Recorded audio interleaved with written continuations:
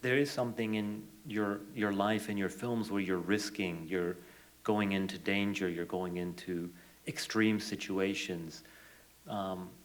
Before I came to know you, I just thought you were reckless, but there's always something deeply sane and cautious about what you're doing.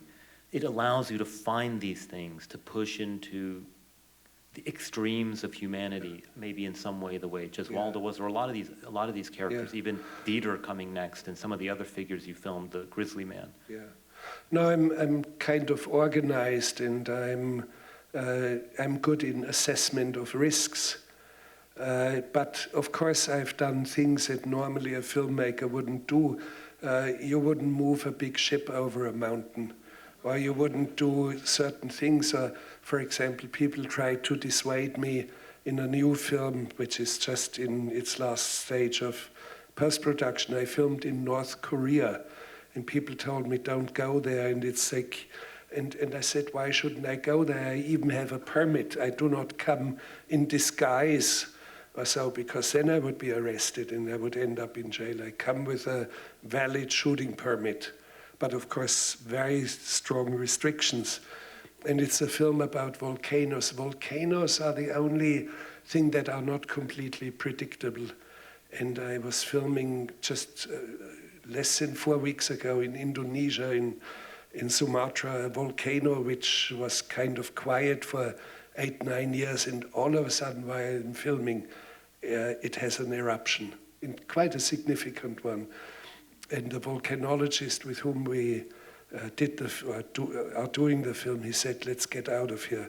You park your car always directed away from the volcano. So we sped away and stopped filming. And we had entered into a forbidden zone, which we shouldn't have done.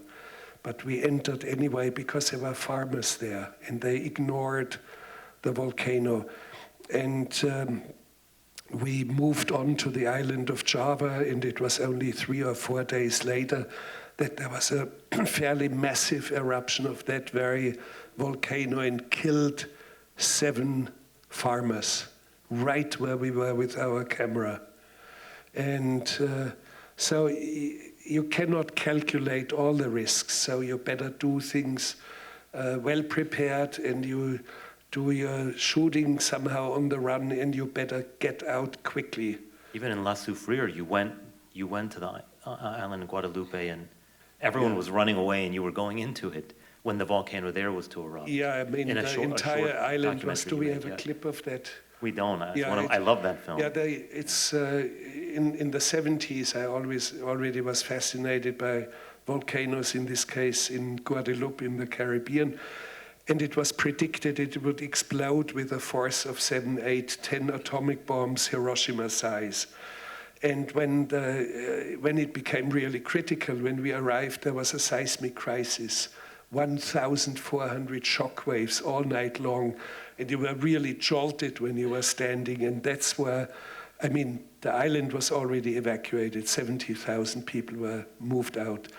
But the scientists who were 8 kilometers away in a bunker fled, and all the birds had fled, and all the snakes had fled and drowned in the ocean. So I thought, this doesn't look good.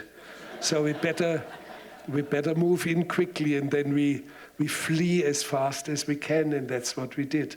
But we had to bypass roadblocks by military and by the police. It was a forbidden zone. And actually, although it was declared as an inevitable catastrophe coming, it did not occur. And there were still some people you saw there, yes, very few. I was not there for showing bravado, that would be silly. And I wasn't there for the volcano per se.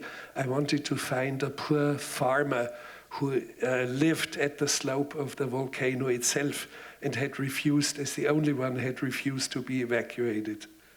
The attitude towards death fascinated me. Why?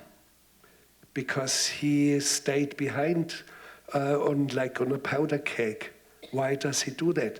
And it turns out he had 14 children and stays behind. I even had to wake him up. He was sleeping with his cat next to his head. I had to wake him up. By the way, he was not the only one. We found 3 others who had refused to be evacuated, but I was fascinated by that very person. And I do not regret it, but it was that was a risk which was a little bit like lottery, and I normally do not do lottery. I make films.